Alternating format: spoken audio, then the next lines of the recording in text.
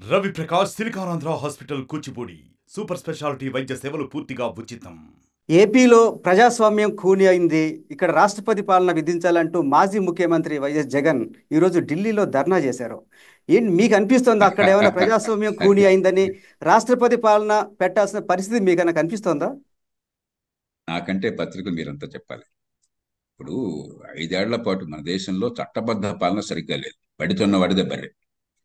కాబట్టి ప్రభుత్వాలు ఎవరున్నా కూడా, రాజకీయ పార్టీలు, ప్రభుత్వాలు ఏ స్థాయిలో ఉన్నా కూడా చట్టాన్ని తమ చేతుల్లో తీసుకుంటున్న ఆరోపణలు ఉన్నాయి.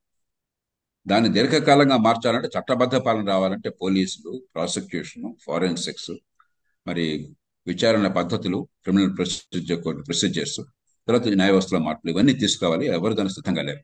కానీ ఆంధ్రప్రదేశ్లో గత 5 ఏళ్లుగా ఏమైందంటే అది కూడా శృతి మించిపోయి అడ్డగోలుగా అయిపోయి అసలు పూర్తిగా ఒక చట్టం లేదన్నట్టుగా అప్రజాస్వామ్య పాలన జరిగిందని ఆరోపణలు ఉన్నాయి.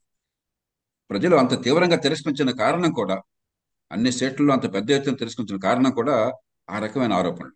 అభివృద్ధినేమో అడ్డుకున్నారు, పొరపాటున జరగకున్నాను. రాజశేఖర రెడ్డి గారి ప్రభుత్వం ఉన్నప్పుడు అటు అభివృద్ధి, ఇటు సంక్షేమాన్ని సమతూకం పాటించారు, కొంత బ్యాలెన్స్ చూపెట్టారు పరిపాలనలో.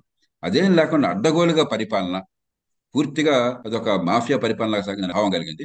రెండోది, సంక్షేమం మంచిదే కానీ సంక్షేమం తప్ప అభివృద్ధి అక్కర్లేదు అని చెప్పిన వాదన తీసుకొచ్చారు. దీన్ని ప్రజలు తిరస్కరించారు.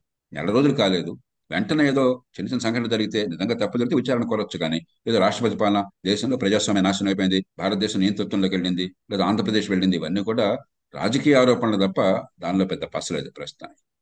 అలాగని అంత అద్భుతం జరుగుతుంది అంటలా. నేను మొదలు చెప్పాను, అన్ని రాష్ట్రాల్లో బడితున్న వాడిదే బర్రె అవుతున్నారు, ఏ పార్టీ అధికారంలో ఉన్నా కూడా. కాబట్టి మౌలికంగా చట్టబద్ధ పాలన బాగు చేయాలి. కానీ శృతి మించింది గతంలో ఆంధ్రప్రదేశ్లో. అది కనీసం విజ్ఞత గల నాయకులు ఆ గీత దాటకుండా చూసుకోవాలి. మరిన్ని వీడియోస్ కోసం ఛానల్ ని సబ్స్క్రైబ్ చేయండి. లేటెస్ట్ అప్డేట్స్ కోసం వాట్సాప్ ఛానల్ ని ఫాలో చేయండి. అండ్ లింక్ డిస్క్రిప్షన్ లో ఉంది.